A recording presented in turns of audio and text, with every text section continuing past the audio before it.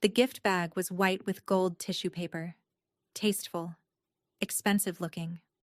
My mother-in-law handed it to me at my own bridal shower in front of 42 women who'd known her longer than they'd known my name. I pulled out the first item, a gym membership, 12 months, prepaid, to her country club fitness center. The second item, a cookbook called Feeding Him Right, a modern guide to cooking for your man. And at the bottom, a handwritten note on cream cardstock, in her perfect cursive. You'll need these more than a ring. Every woman in that room laughed. My future mother-in-law stood there beaming like she'd just given me the gift of a lifetime. My fiancé wasn't supposed to be there. Men don't come to bridal showers. But he walked through the door, picked up the gym membership, read that note, and said one quiet sentence that made his own mother cry in front of every woman she'd ever tried to impress. But that's not where this story starts. It starts 14 months earlier, the first time Vivian Whitfield looked at me and decided I wasn't enough. Welcome back to Calm Drama Stories. I'm Morgan, 31, a nurse practitioner in a small North Carolina town. This is the story of how my mother-in-law spent 14 months trying to control my wedding, and how one bridal shower gift bag ended 36 years of her reign. If you've ever sat at a family table and swallowed what you really wanted to say, stay for this one. Drop a comment and be sure to subscribe. I grew up in Brevard, North Carolina. Population 12,000 on a good day. My mother was a dental assistant at the only practice in town that took Medicaid. My father left when I was 9, packed a duffel bag on a Tuesday morning, said he'd be back by dinner, and never came back. Mom didn't talk about it. She just picked up extra shifts. I learned 2 things from watching her. Nobody is coming to save you, and you can cry after the work is done. I started working at 18. Night shifts at the Quick Mart on Asheville Highway, 11 p.m. to 7 a.m., 4 nights a week, while I took classes at Blue Ridge Community College during the day. I'd study pharmacology between customers buying cigarettes and gas at 3 in the morning. My first savings account had $412 in it. I remember the exact number because I'd never seen that much money with my name on it. Nursing school took 4 years. I graduated magna cum laude, not because I was smarter than anyone, but because I didn't have the luxury of failing. By 28, I was a nurse practitioner at Mountain Family Health Clinic in Hendersonville, 30 minutes from Brevard. I saw 30 patients a day, ear infections, blood pressure checks, diabetes management, the kind of work nobody films documentaries about but everybody needs. I rented a 1-bedroom apartment on Church Street.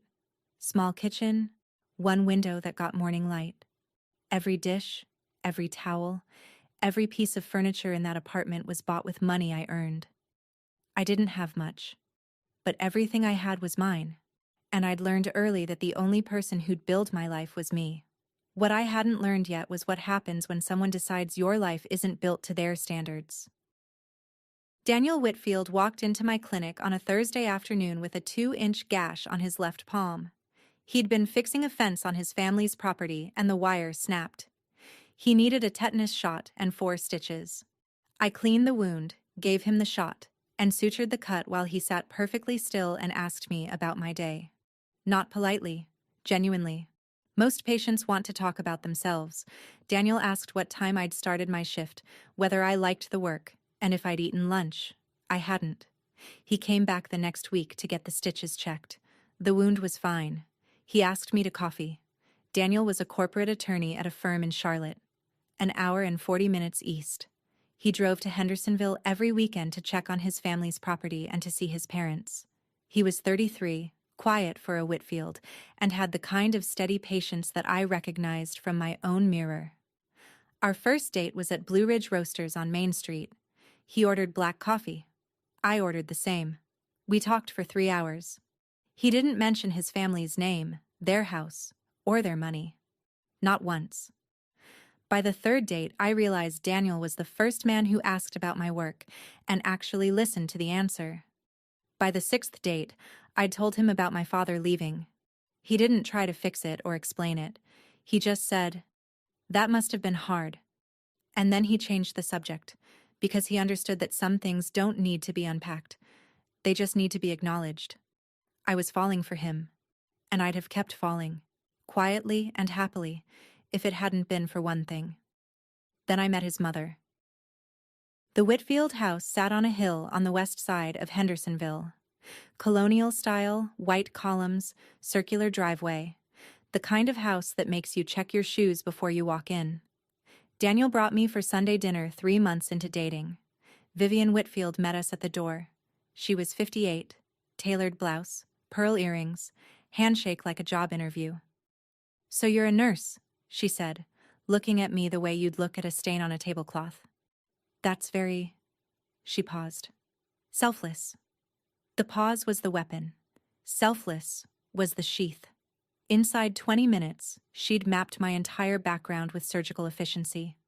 My mother's job, my father's absence, my apartment on Church Street, my car, a 12-year-old Honda Civic with a dent in the passenger door.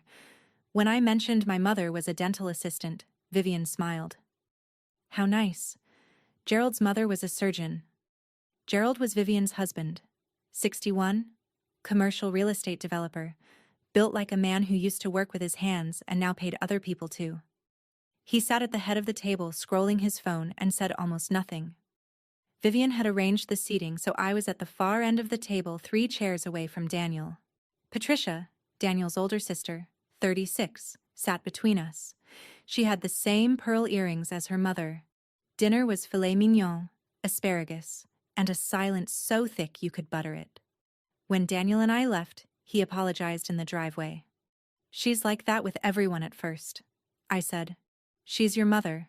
I can handle it." I meant it. I'd handled worse than a woman with pearl earrings and an opinion.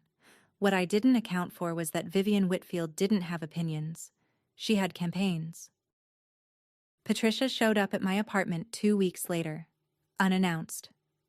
"Just stopping by," she said, already scanning the living room like a home inspector with a grudge. She took photos. "For the family group chat," she explained, holding her phone at angles that captured the water stain on the ceiling and the IKEA bookshelf I'd assembled myself. That Thursday, my phone started buzzing with Patricia's suggestions. A text at 7 a.m. "Daniel prefers his shirts folded, not hung." Another at noon. "He doesn't like garlic, just FYI." A third at 9 p.m. "Mom thinks you should consider highlights. She has a great stylist." Each text was signed with a smiley face, as if a smiley face could disguise an order. I showed Daniel. He sighed. "That's just Trish. She means well." I wanted to believe him. Then Gerald called Daniel that weekend. I could hear Gerald's voice through the phone. Not loud, just steady. "Your mother just wants to be included. Is that so much to ask?" Gerald's contribution to every Whitfield conflict was the same sentence, rearranged slightly. "Your mother means well. Your mother is just excited. Your mother wants what's best." He was the director of logistics for Vivian's operations. He supplied the funding, she supplied the strategy. I started to see the architecture. Vivian controlled, Patricia enforced, Gerald funded, and Daniel was the product they were trying to protect. On her way out of my apartment that day, Patricia paused at the door. "You know, Vivian's last favorite for Daniel was a pediatrician from Asheville. Didn't work out. But she was lovely." She said lovely the way Vivian said selfless, like a compliment wrapped around a warning. Daniel proposed 11 months after our first date. At Blue Ridge Roasters. Same table, same black coffee. He didn't get down on one knee. He slid a ring across the table like he was passing a note in class. A simple solitaire on a thin gold band. I loved it. I loved him. I said yes before he finished asking. We called our families that night. My mother cried happy tears for 6 minutes straight. Vivian's response was silence. Then, "Shouldn't we discuss this as a family first?" Daniel said, "We just did, Mom." Morgan said yes. That weekend, Vivian hosted what she called an engagement celebration at the Henderson County Country Club. She'd booked the private dining room, ordered champagne, and invited 35 of her closest friends. She did not invite my mother. When I asked about it, Vivian said, "Oh, I assumed she'd be uncomfortable in this setting." My mother, who'd spent 30 years making nervous patients comfortable in a dental chair, would have been fine. But I let it go. I shouldn't have. At the party, Vivian introduced me to each of her friends using the same formula. This is Daniel's pause. Fiancé now, I suppose. Every introduction felt like a reluctant admission. Patricia took a photo of my ring and posted it in the family group chat. The caption, "Sweet, very dainty." I knew what dainty meant in Whitfield vocabulary. It meant small. It meant cheap. It meant not enough. Daniel squeezed my hand under the table and whispered, "The ring is perfect." I squeezed back. The ring isn't the problem. I was starting to understand something about the Whitfield family. Every event was a performance. Every performance had an audience. And Vivian was always the director. What I didn't know yet was how far she'd go to control a show that wasn't hers. Wedding planning started the next week. Daniel and I wanted something small. Outdoor ceremony at Wildberry Creek Vineyard, 45 minutes from Hendersonville, 80 guests, farm-to-table dinner, wildflower arrangements, cornflowers and black-eyed Susans, the kind that grew along the roads in Brevard. Within 7 days, Vivian had called the venue, not to ask, to add 40 additional guests, all hers, country club friends, church committee members, the school board chair's wife, people I'd never met and never would. She called the caterer and changed the menu. Farm to table was too casual. She ordered plated filet mignon with béarnaise sauce. She replaced the wildflower arrangements with white roses and eucalyptus. She did all of this without telling us. I found out when the venue manager emailed me a revised invoice, $14,000 more than our original budget. I called Daniel. "Your mother added 40 people and changed the menu." He was quiet for a long time. Then, "Let me talk to her." He talked to her. She cried. She said she was just trying to help. She said planning Daniel's wedding was a dream she'd had since he was born. She said Morgan was being rigid. Daniel came back to me and said, "I think she'll back off now." She didn't back off. I checked the venue's online portal the next morning. The guest list had been changed again. 3 more names added overnight. The login credentials had been shared with Gerald's email. They had access I didn't know about. That was the first time I realized Vivian wasn't helping. She was replacing me. Replacing the wildflowers with her roses. Replacing the 80 people who mattered with 120 people who didn't. And if I didn't stop it, she'd replace the bride too. I changed the venue password, removed Gerald's access, called the venue manager and told her that no changes were to be made without my direct authorization. Voice confirmation, not email. Vivian found out within 48 hours. She didn't call me. She called Daniel. "I understand," she told him, her voice smooth as church organ music. "It's your day. I'll step back." She did not step back. The next Saturday was my dress fitting. I'd chosen a bridal shop in Asheville, a small place run by a woman named Helen who'd been fitting brides for 30 years. I'd picked a simple A-line dress, clean, elegant, no beading. It cost $800 and it made me feel like myself. I was trying it on when Patricia walked in. "Oh, I was just in the area," she said. She was not just in the area. Asheville is 45 minutes from Hendersonville, and the shop was on a side street with no foot traffic. She had a folder. Inside, printouts of 5 dresses Vivian had selected.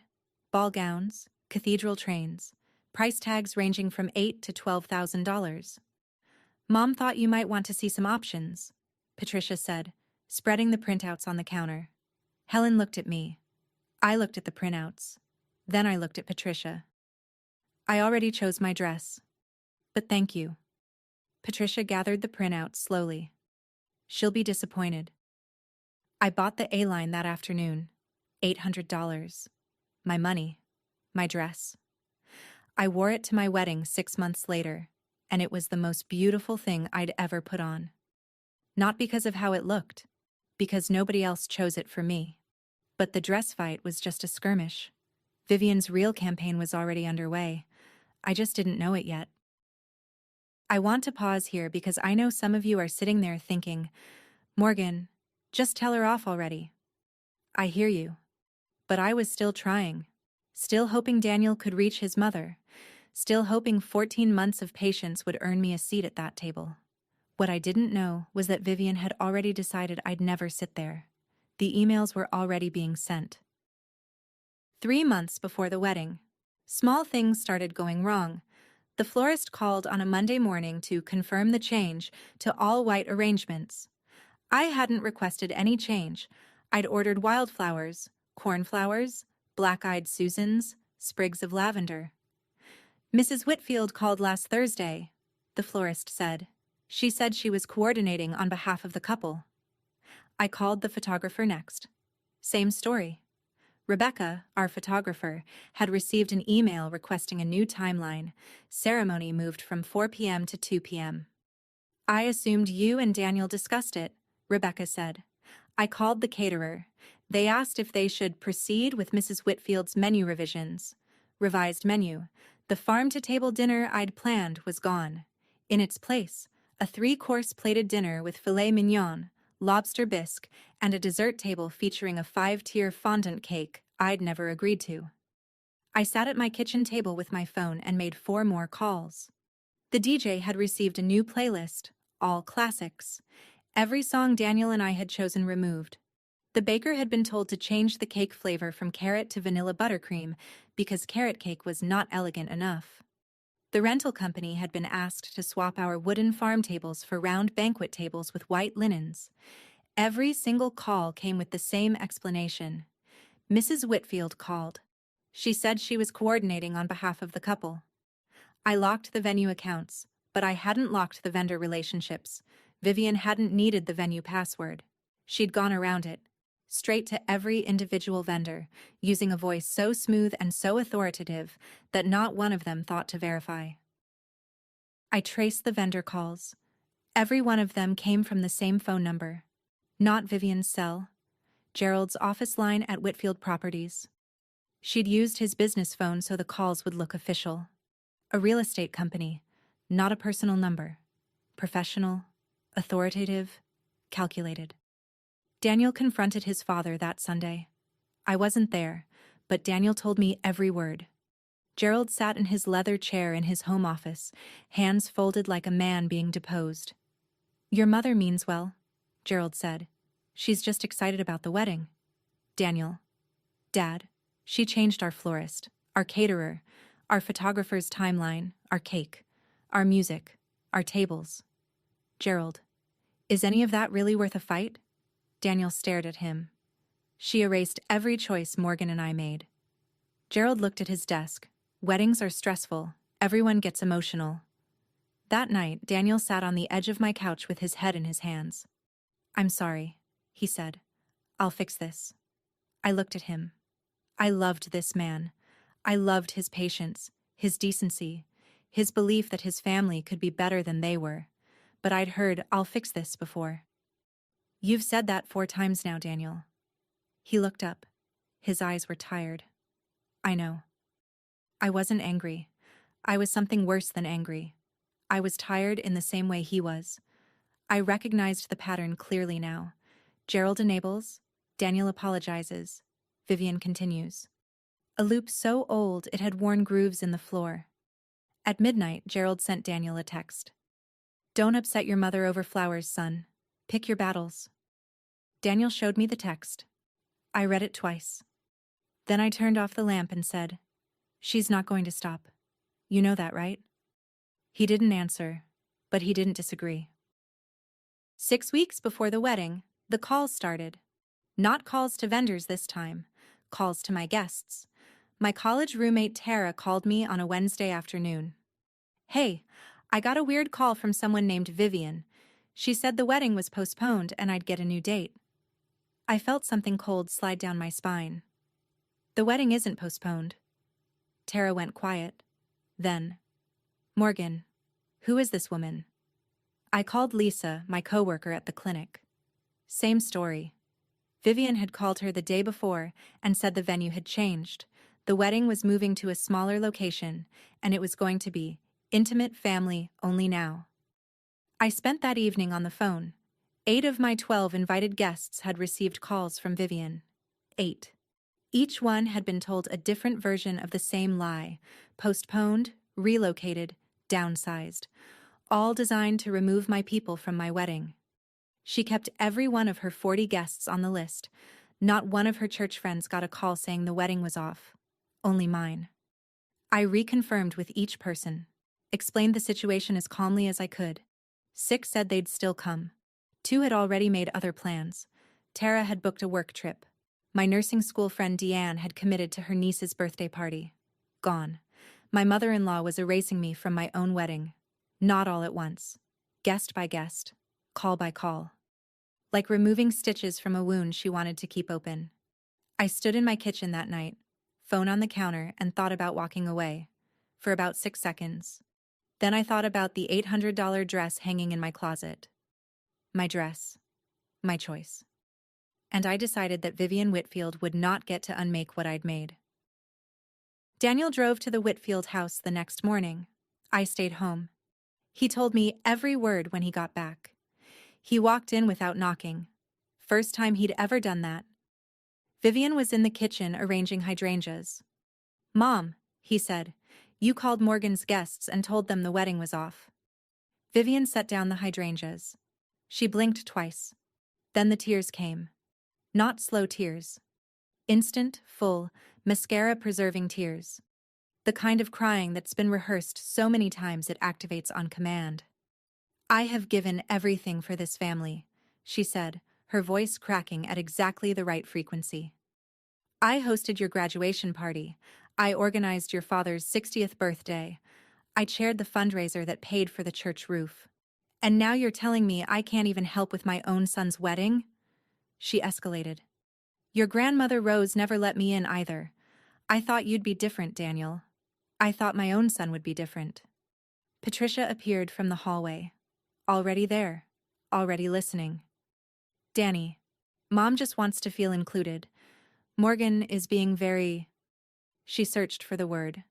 "Rigid." Daniel sat there for 40 minutes while his mother cried and his sister built the case that I was the problem. When he left, he called me from the driveway. His voice was flat. "Maybe we should let her have a few things." I was quiet for a long time. I looked at the wall of my apartment where I'd hung the wedding timeline, the original one, the one Daniel and I had made together on my kitchen table with a yellow legal pad and 2 cups of coffee. "Daniel," I said. "She didn't ask to have a few things. She took them." Sunday dinner at the Whitfield house. Everyone performing normalcy. Filet mignon, asparagus, Gerald on his phone, Patricia reporting on her children's school activities, Vivian presiding. I excused myself to use the restroom. On the way back through the hallway, I stopped. A framed photograph I'd walked past a dozen times but never really looked at. Vivian. Young. Maybe 22. Standing at what had to be her own wedding reception. You could see the edge of a white tablecloth. Champagne glasses. A spray of flowers behind her. She was smiling, but it was the smile of someone trying very hard to look like they belonged. Behind her, an older woman. Grandma Rose, I realized, Gerald's mother, was turned completely away, talking to someone else. Her back to Vivian. At Vivian's own wedding. Gerald found me standing there. He was heading to his office, his permanent escape route. He stopped. Looked at the photo. "Mom," he said, meaning Rose. She never thought Vivian was good enough.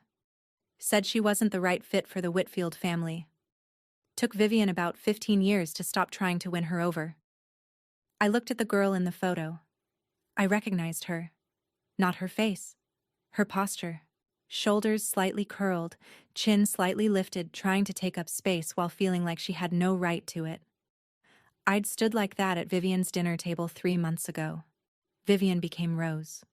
The girl who was never accepted grew into the woman who accepts no one. A cycle so old the frame had yellowed. I felt sorry for that girl in the photograph. But that girl had 36 years to choose differently. 36 years to break the pattern. She didn't break it. She perfected it. Knowing why someone hurts you doesn't make the hurt optional. 4 weeks before the wedding, a Tuesday, I was charting patient notes at the clinic when my phone buzzed with an email notification. Rebecca, our photographer. The subject line, re, timeline update, Whitfield Meadows wedding. I opened it and my stomach dropped. Rebecca had accidentally forwarded an entire email chain to me instead of replying only to Vivian. 47 emails, 4 months of correspondence. I read every single one during my lunch break, sitting in my car in the clinic parking lot with the engine off. Vivian to the florist. Please disregard the wildflower order, white roses and eucalyptus only. Vivian to the caterer. The farm-to-table concept won't work. Please see the revised menu attached. Vivian to the DJ. I've attached a new playlist. The previous selections were youthful. Vivian to the venue manager. We'll need to adjust the seating chart. I've attached the updated guest list. Please note the additions in yellow. 23 guests I'd never approved. The ceremony timeline moved twice. The cake flavor changed, the napkin color changed, the rehearsal dinner location changed, and at the bottom of every email, CC, Gerald Whitfield.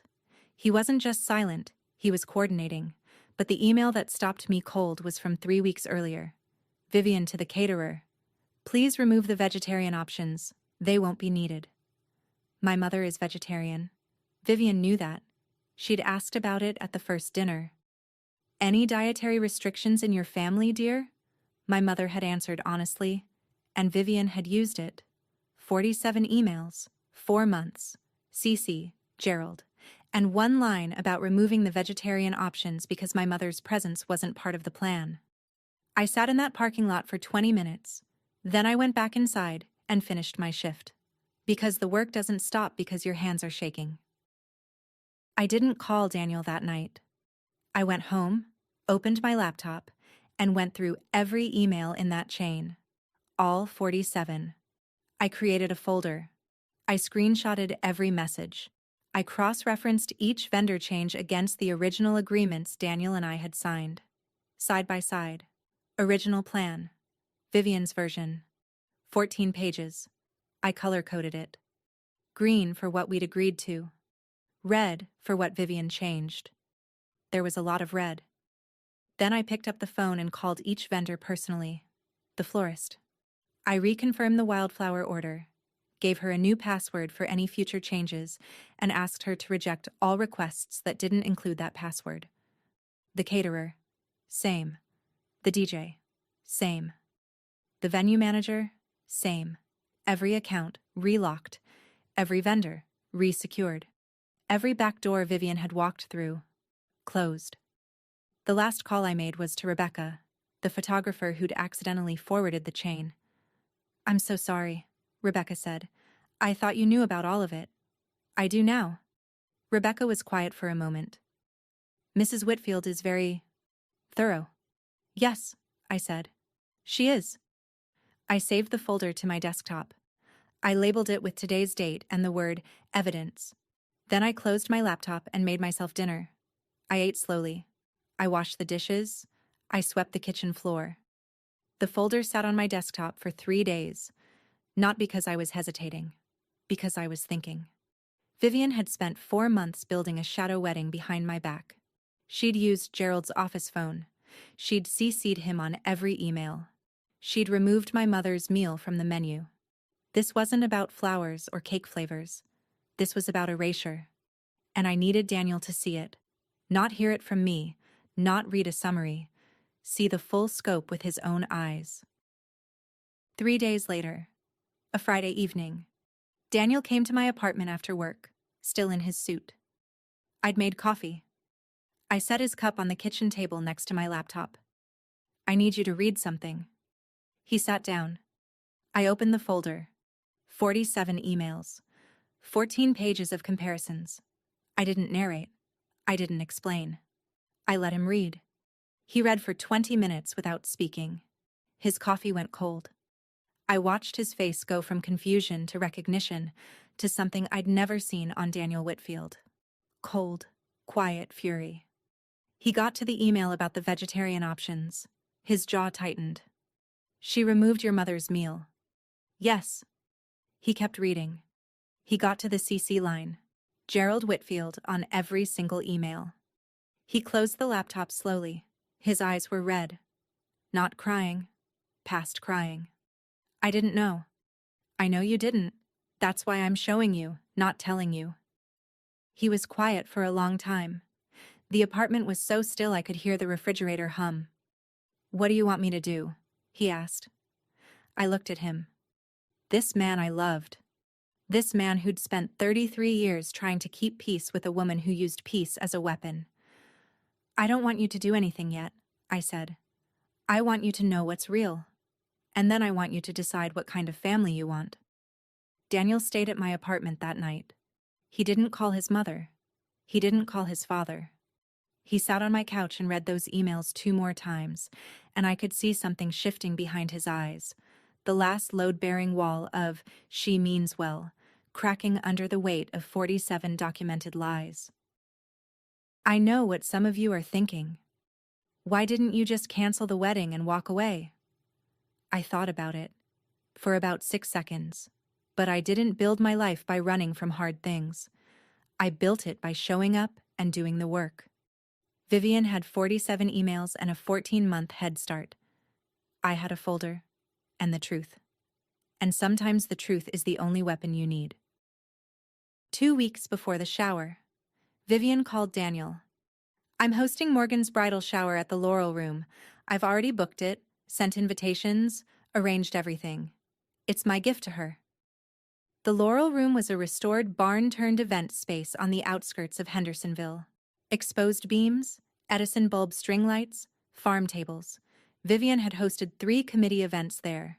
It was her stage, her territory, her lighting. The guest list, 42 women. 38 of them were Vivian's.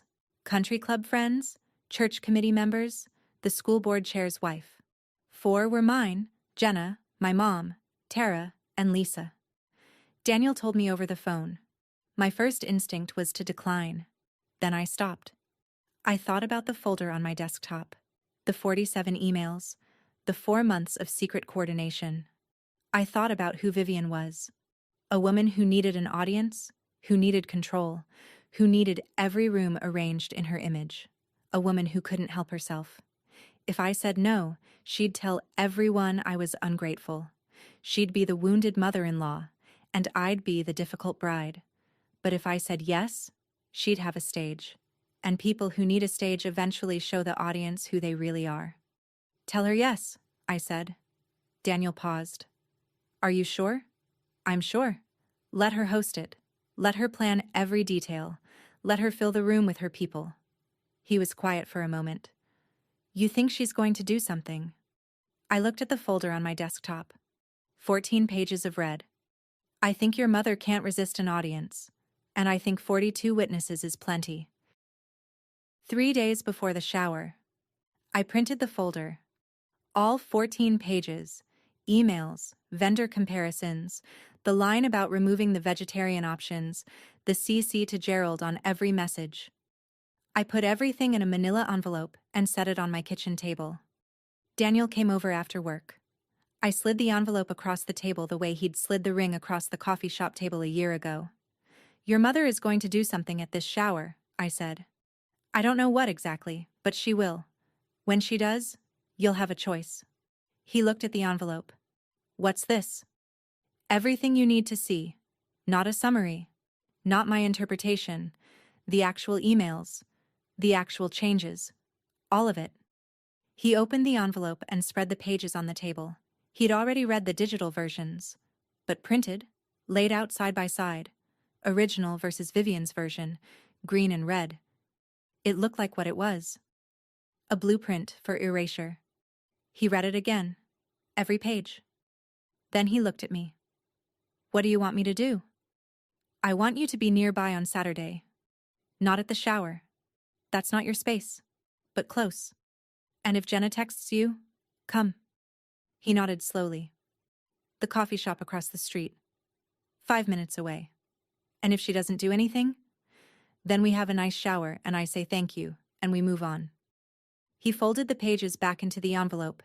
He held it against his chest for a moment, like a man holding something heavy he'd been avoiding. Then, I'll be at the coffee shop by 10:30. He didn't sleep that night.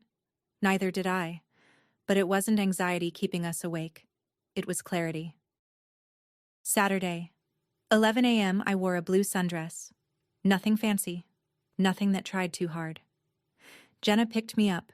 She was my maid of honor, my co-worker, and the best friend I'd ever had. She knew about the emails. She knew about the folder. She had Daniel's number saved as a favorite on her phone. "You okay?" she asked as we pulled into the gravel lot at the Laurel Room. "I'm ready," I said. And I was. I walked in and stopped 2 steps past the door. Photos. Everywhere. On every table. Every wall. Strung across the exposed beams on twine with tiny clothespins. Daniel at 5, learning to ride a bike. Daniel at 12, in a Little League uniform. Daniel at prom. Daniel's law school graduation. Gerald shaking Daniel's hand. Vivian pinning a boutonniere on Daniel before some event. Photo after photo after photo. Every single one of Daniel. Not one photo of me. The color scheme was champagne and sage, Vivian's favorites, not navy and wildflower. The banner above the gift table read, "Our Daniel's next chapter." Not Morgan and Daniel. Not, "Congratulations, Morgan." Our Daniels. Like the wedding was something happening to him, and I was just the circumstance. My mother was already there, sitting in a folding chair near the back with Jenna's jacket draped over the empty chair beside her. She looked uncomfortable. Not because she didn't belong, because Vivian had made sure she felt like she didn't. Vivian met me at the entrance wearing a cream blazer and a smile that had been calibrated for maximum warmth with minimum sincerity. "Don't you look nice?" she said. The pause before nice landed exactly where she intended it to. Behind her, Patricia was setting up a camera on a tripod, pointed at the gift opening chair. The shower games came first. Vivian as MC, microphone in hand, reading from lavender index cards she'd written herself. How well do you know the groom? 10 questions. Daniel's favorite food as a child. His first pet's name. The street he grew up on. The name of his kindergarten teacher. Every question was designed to test knowledge that only people who'd known Daniel since birth would have, which meant every question was designed for me to fail. I got 3 out of 10. Vivian announced my score to the room with a laugh that was technically kind and functionally humiliating. "Don't worry, dear, you'll learn." Her friends echoed it. "Oh, you'll learn. Give it a few years." The laughter was warm on the surface and cold underneath. Like bathwater someone forgot to heat. Jenna squeezed my hand under the table. My mother adjusted her napkin, jaw tight, eyes on the floor. She'd raised me alone, worked double shifts, and driven 4 hours round trip every week for 2 years to visit me in college. She didn't say a word, because she knew, as I knew, that this wasn't a fight you win by arguing. This was a fight you win by waiting. Gift opening came next. My friends went first. A recipe box from my mother, handmade, with family recipes written on cards in her handwriting. A hand-knitted scarf from Jenna in the exact shade of blue I'd chosen for the wedding. A gift card and a sweet note from Lisa. Small gifts, real gifts. Vivian watched each one with the polite attention of someone waiting for the appetizers to end so the main course could be served. Patricia adjusted the camera angle. Then Vivian stood up. "I saved mine for last," she said, and she smiled. She carried the gift bag to me herself. White bag, gold tissue paper. She held it out like a communion offering. "I put a lot of thought into this," she said. The room went quiet. Not silent, but attentive. The way an audience gets right before the punchline. I pulled out the tissue paper. First item, a gym membership card. 12 months, prepaid, to the Henderson County Country Club Fitness Center. Vivian's club, where Vivian's friends worked out. Where Vivian would have been the one to see me walk in. Second item, a hardcover cookbook. Feeding Him Right, a modern guide to cooking for your man. The dust jacket featured a woman in a spotless kitchen wearing an apron and pearls. Third item, a handwritten note, cream cardstock. Vivian's perfect cursive. I read it once. Then I read it again. You'll need these more than a ring. Perfect cursive on cream cardstock, a gym membership to fix my body, a cookbook to fix my cooking, and a note telling me that being loved by her son wasn't enough. I needed to earn it by changing everything I was. One woman in the back gasped. Then Patricia laughed. Sharp. Performative. The kind of laugh that's an instruction to the room. This is funny. Laugh. And they did. Vivian's friends joined in. Then it was the whole room. 40 women laughing. Not all of them meant it, but enough of them did. Enough of them looked at the gym membership and the cookbook and the note and decided this was entertainment. My mother looked at the floor. Jenna's hand was shaking under the table. I could feel her reaching for her phone. I put the gym membership back in the bag. I put the cookbook back in the bag. I folded the note, carefully, along the creases, the way you fold something you intend to keep, and put it back. I set the bag on the table in front of me. Then I looked at Vivian, and I said nothing. Not one word. I sat there, spine straight, hands folded in my lap, and I looked directly at my future mother-in-law while the laughter circled the room like smoke. I didn't cry. I didn't stand up. I didn't leave. I just sat there and let every woman in that room see exactly what had happened. The laughter began to thin. Not because anyone felt guilty. Not yet. But because my silence was wrong. The script called for me to laugh along, or blush, or cry, or make a joke about how I really did need the gym membership. The script called for me to perform gratitude. I didn't perform. I sat still, and my stillness was louder than any response Vivian had prepared for. Vivian shifted her weight. She smoothed her blazer. She glanced at Patricia. Patricia lowered her phone, not putting it away, just lowering it, as if the footage had stopped being the kind she wanted. My mother sat in the back with her hands clasped together so tightly her knuckles were white. She didn't intervene. She knew me well enough to know that my silence was not helplessness. Under the table, Jenna had already texted Daniel. Her phone screen glowed. Come now. I felt my own phone buzz in my purse. I didn't reach for it. I kept my eyes on Vivian. And I waited.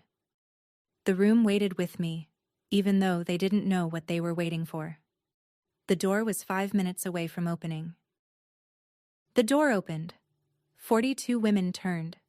Daniel stood in the entrance wearing jeans and the blue button-down he'd worn on our first date at Blue Ridge Roasters. He was breathing like he'd been running. The coffee shop was across the street, but he hadn't walked. His eyes found me first. I was sitting straight, dry-eyed. The gift bag was on the table. He looked at me the way you look at someone you love when you realize you should have been there sooner. Then he walked to the table. He picked up the gym membership, read the label, set it down. He picked up the cookbook, read the title, turned it over, set it down. He picked up the note, read it. I watched his jaw set, a slow tightening, like a door being bolted. He looked at his mother. Vivian's smile was still on her face, but it had frozen. The smile of a woman who'd rehearsed every reaction except this one. Daniel, sweetheart, she said, her voice dropping into the tender register she used when she needed control. We were just having fun. It was a joke. Daniel held up the note so the room could see the cursive.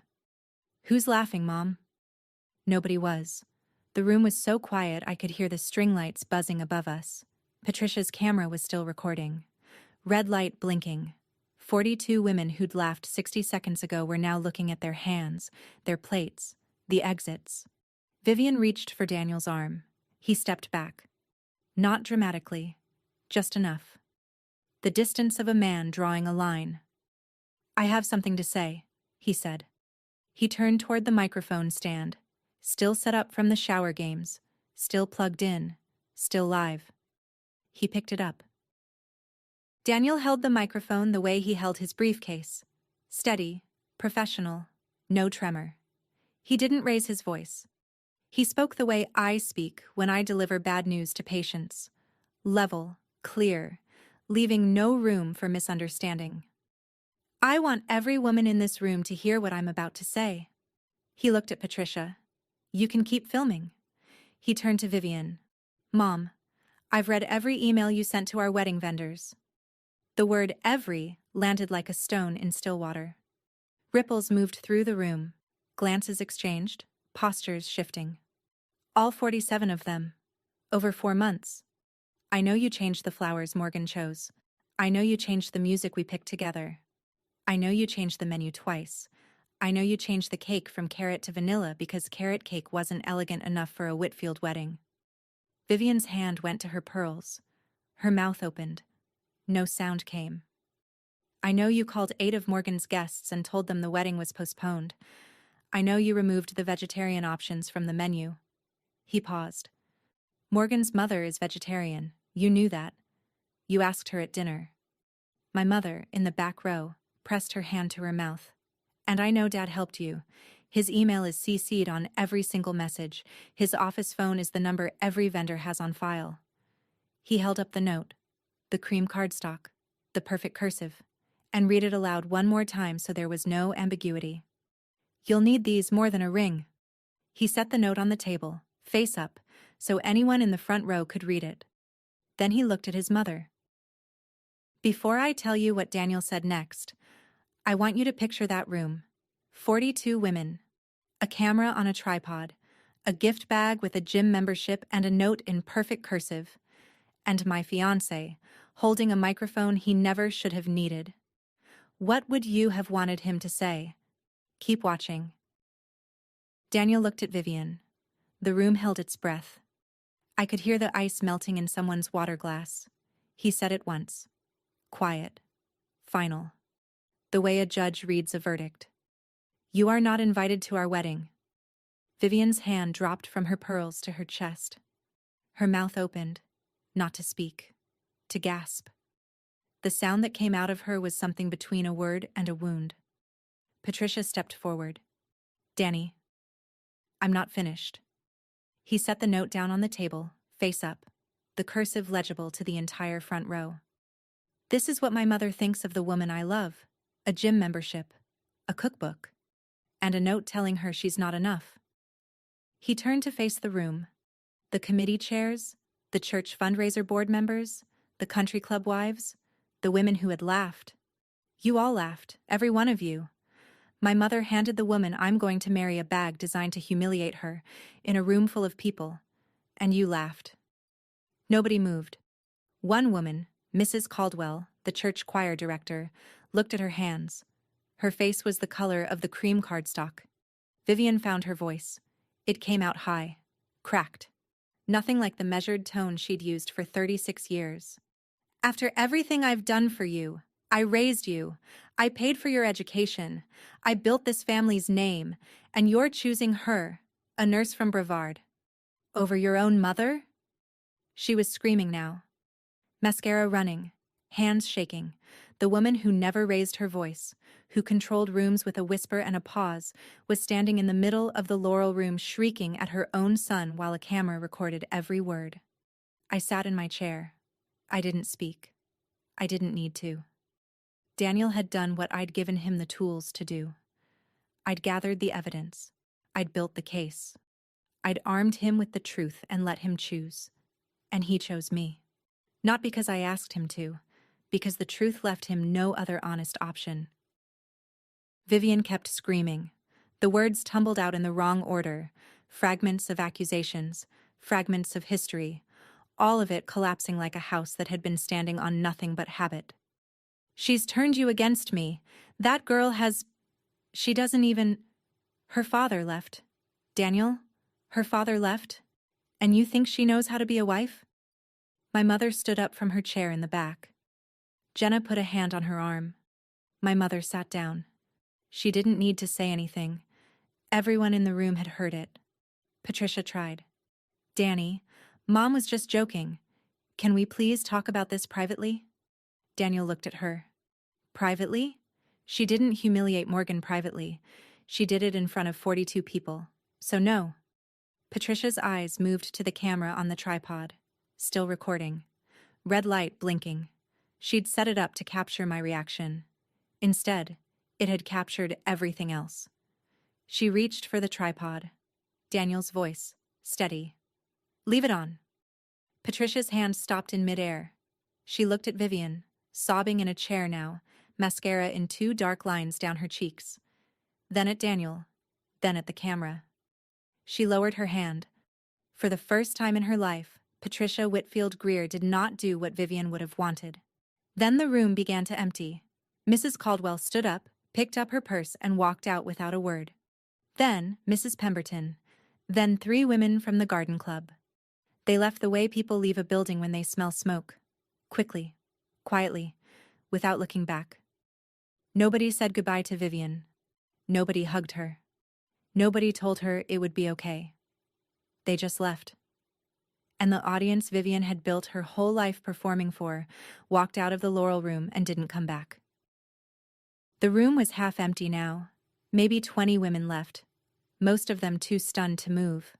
Vivian was in a chair, sobbing into her hands. Patricia stood next to her, frozen, not comforting, not leaving, just standing there like a woman who'd misplaced her instructions. Daniel was still holding the microphone, but he'd lowered it. His hand was steady. His eyes were tired. I stood up. For the first time since the gift bag, I moved. I walked to Vivian. My heels clicked on the barn floor. 3 steps, 4, 5. I picked up the gift bag from the table, the gym membership, the cookbook, the note in perfect cursive. I set the bag gently in Vivian's lap. She looked up, mascara smeared, lipstick bitten, eyes swollen. She didn't look like the woman who'd controlled Henderson County for 36 years.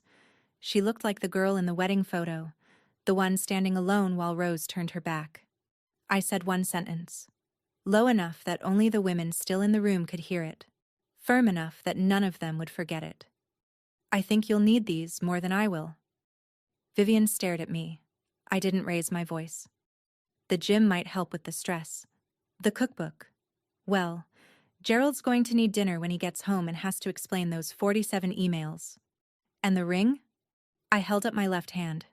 The simple solitaire on the thin gold band. The ring Daniel slid across a coffee shop table. I earned this. And I earned the man who gave it to me. I turned to Jenna. "I think the shower's over." Jenna stood up. My mother stood up. Daniel set the microphone back on its stand. We walked out of the Laurel Room together. The nurse, the maid of honor, the dental assistant, and the lawyer who chose love over legacy. The parking lot was gravel and late morning sun. Jenna walked to her car to give us a minute. My mother stood by the passenger door, hands folded, eyes bright but dry. She'd kept it together the whole time. The shower games, the laughter, the gift bag, Vivian screaming. Now her chin trembled, just once, and she pulled me into a hug that lasted longer than any hug she'd given me since I was 9 years old, and my father's side of the closet was empty. "Your father would have been proud of you," she whispered. She didn't say it to make me cry. She said it because it was true, and because some truths need to be said out loud before the moment passes. Daniel was standing by his car, manila envelope tucked under his arm. He'd brought it. He hadn't needed it. The emails were in his head by now. Every line, every CC. But he'd brought it anyway. The way a lawyer brings evidence to court even when the verdict is already clear. "I'm sorry," he said. "I'm sorry it took 47 emails and a gym membership for me to get here." I took his hand. "You got here. That's what matters." We stood in that gravel lot for a few minutes. Inside the Laurel Room, Patricia was helping Vivian to her car. I could hear Vivian's voice, not screaming anymore, just low, broken sounds that didn't form words. The camera was still inside, still on its tripod, still recording an empty room with champagne-colored decorations and photos of a boy whose mother loved him the only way she knew how, by controlling everything and everyone around him until control was the only language she spoke. Daniel turned off the camera later that evening, but by then it didn't matter. 42 women had seen everything they needed to see without a replay. The following week moved fast. I didn't post anything online, didn't tell anyone what happened. I didn't need to. Hendersonville is a small city, And 42 women is not a small number. By Monday, Vivian's co-chair on the First Baptist Church fundraiser committee called her to say she'd be handling things solo this year. The co-chair didn't explain. She didn't need to. 3 women from the fundraiser board had been at the shower. By Wednesday, 3 families pulled their children from the country club children's program that Patricia coordinated. No formal complaints, just quiet withdrawals, the kind of exit that doesn't leave a paper trail, but leaves a message. By Friday, Gerald called Daniel, not to apologize. Gerald Whitfield had never apologized for anything in 61 years, and he wasn't going to start now. He called to ask a question. The first honest question I'd ever heard Gerald ask. What do I do now? Daniel was quiet for a moment. That's between you and Mom, Dad, but you could start by answering her honestly, about the emails, about why you helped, about why you never said no to anything she asked, even when you knew it was wrong. Gerald was quiet for a long time, so long that Daniel checked to see if the call had dropped. Then Gerald said, I don't know how. Daniel, that's not my problem to solve anymore, Dad. He hung up. I looked at him. Are you okay? He set his phone on the table. I'm not okay, but I'm honest, and that's better. We got married 6 weeks later. Wildberry Creek Vineyard. 80 guests, the original 80. Not 120. Not Vivian's version. Ours. The ceremony was outdoors, 4 p.m., the way we'd planned it on a yellow legal pad at my kitchen table. Wildflower arrangements on every table. Cornflowers, black-eyed Susans, sprigs of lavender. Farm-to-table dinner with roasted chicken, grilled vegetables, a salad with local goat cheese. Vegetarian plates for my mother and 3 other guests. Carrot cake with cream cheese frosting, because carrot cake was Daniel's actual favorite and always had been. Jenna stood next to me in a navy dress she'd picked herself. Daniel's best man was his college roommate Marcus, not his father. When the officiant asked, "Who gives this woman?" my mother stood. Her voice was clear and steady, the way she'd talked to nervous patients for 30 years. Her mother does, and her father, who's watching. I married Daniel Whitfield on a Saturday afternoon in October, in an $800 dress I'd bought with my own money, in front of people who loved us for who we actually were. No Whitfield family sat in the front rows. Patricia sent a card. No signature, no apology, just a gift card to Target. Gerald sent a check for $5,000 with a handwritten note. For your new start. I'm sorry I never said anything. I deposited the check. I didn't write back. Vivian sent nothing. No card, no gift, no message. Nothing at all. I didn't expect anything. And for the first time in 14 months, that silence didn't feel like a wound. It felt like space. 6 months after the wedding, Vivian resigned from the church fundraiser committee. She didn't attend the country club Christmas gala. She stopped hosting her annual New Year's brunch, the event that had anchored Henderson County's social calendar for 15 years. The women who had laughed at the shower didn't apologize. They just stopped calling. They stopped inviting her to lunches. They stopped forwarding her the committee emails. They erased her the way she'd tried to erase me, not with cruelty, but with silence. Patricia's husband Todd came home one evening and asked her a question that, according to Daniel, changed their marriage. Would your mother do that to our daughter-in-law someday? Patricia didn't answer. She started therapy the following week. Gerald still lives in the Colonial on the Hill. He eats dinner alone most nights. Vivian is there. She hasn't left. But she's quieter now. The woman who controlled every room she entered has stopped entering rooms. She hasn't called Daniel. Daniel hasn't called her. That silence sits between them like the 47 emails. Documented, undeniable, and too heavy to move. I don't hate Vivian. I don't think about her most days. I think about the girl in the wedding photograph. The 22-year-old standing alone at her own reception while Rose turned her back. I think about how that girl had 36 years to choose a different path. And I think about the fact that she didn't. The cycle didn't break itself. Daniel broke it. And I handed him the hammer. Here's what I learned sitting in that chair at the Laurel Room, The people who hand you a gift bag full of insults aren't strong. They're terrified. Terrified that you don't need what they're offering. Terrified that their approval isn't the currency they thought it was. And the most powerful thing you can do is hand it back. Gently, calmly, with your spine straight, and let them sit with the weight of what they gave you. That's my story. A white gift bag with gold tissue paper. A gym membership to a country club I never joined. A cookbook I never opened. A note in perfect cursive. And a man who stood up in a room full of his mother's friends and chose the woman he loved. If someone in your life has ever tried to make you earn a seat you already deserved, share this with them. Subscribe for more stories, and I'll see you in the next one.